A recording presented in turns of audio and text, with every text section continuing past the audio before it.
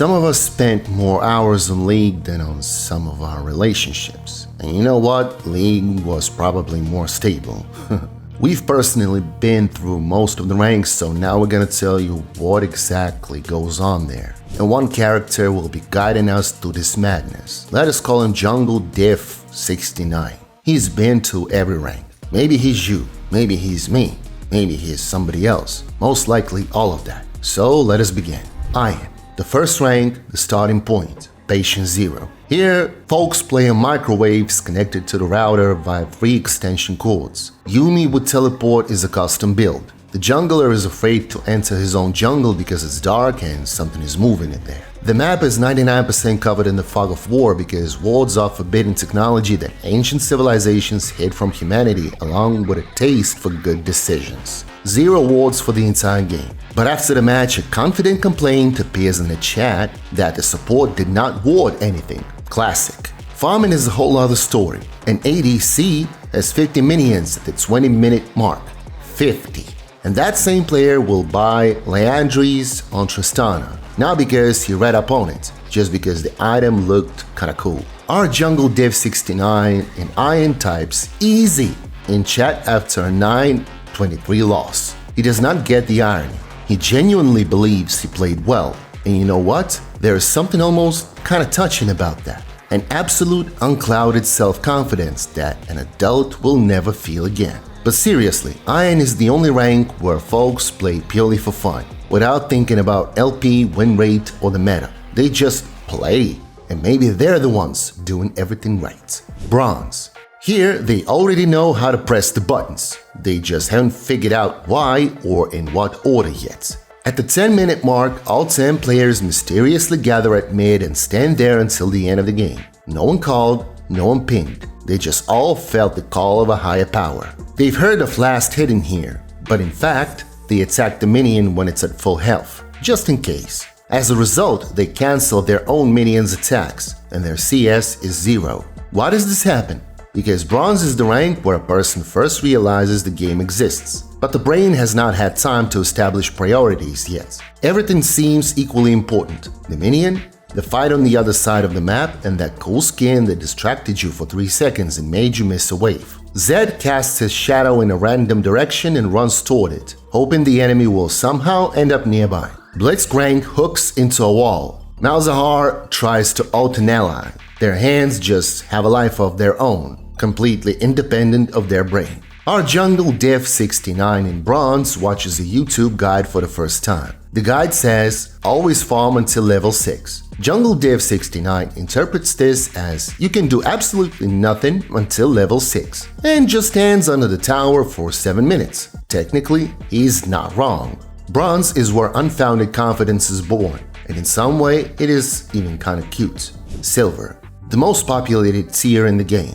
About half of all LoL players live here, and half of them are convinced they don't belong here, but for some reason they're in no hurry to leave. A silver player knows the Pythagorean theorem but whiffs a hook at a stationary target. They've heard of wave, push, and freeze, but when it comes down to it, they just chaotically farm minions and hope for the best. And here is why silver is so resilient, and we say this from personal experience, because we spent more time here than we're willing to admit publicly. Silver is the first rank where you already understand the game well enough to have an opinion, but you don't understand it well enough yet for that opinion to be correct. And this combination is deadly for progress. You look at your teammates and see their mistakes, but you don't see your own, because your own mistakes are invisible from the inside. The term macro is used here only to rationalize why they got crushed 1v5. It was a macro decision. What decision? Walking into the enemy jungle without flash against 3 people?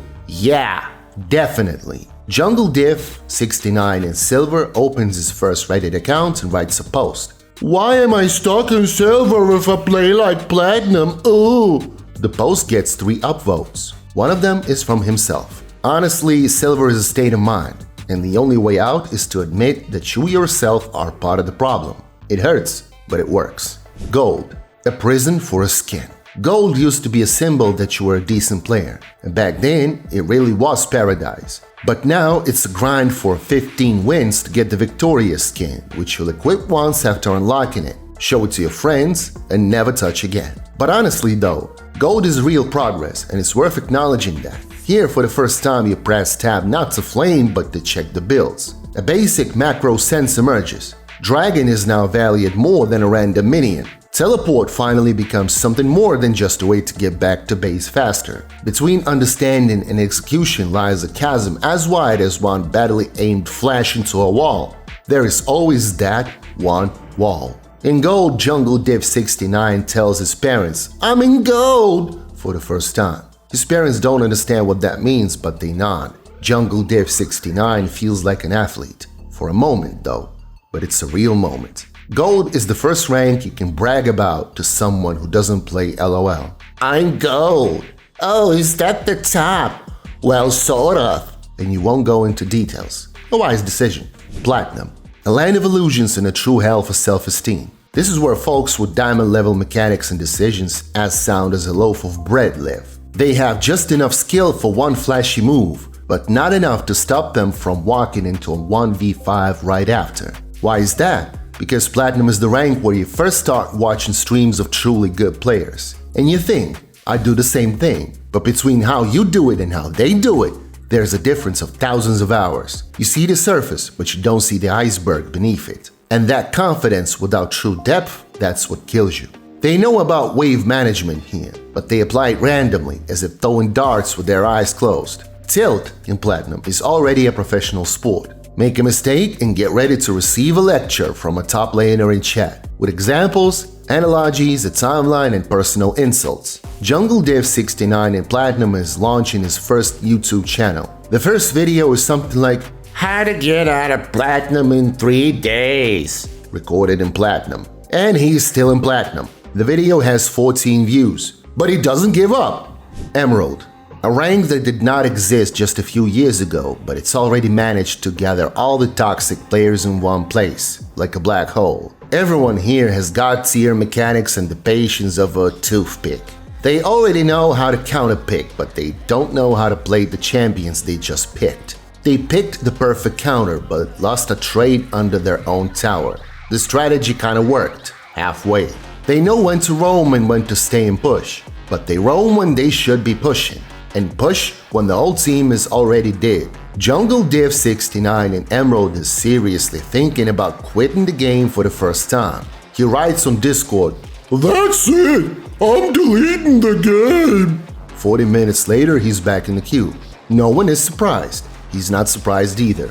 But here's what no one talks about when it comes to Emerald. It is the most honest rank in the game. The beginner's illusions are gone, but the cold mechanical autopilot of the higher leagues has not set in yet. Here, folks really suffer, really get angry, and really feel every loss. And maybe that's exactly why it's the most human tier or human rank of all. Emerald is a test of not skill, but of your own nerves. If you've made it through, congratulations, you're kind of ready for anything.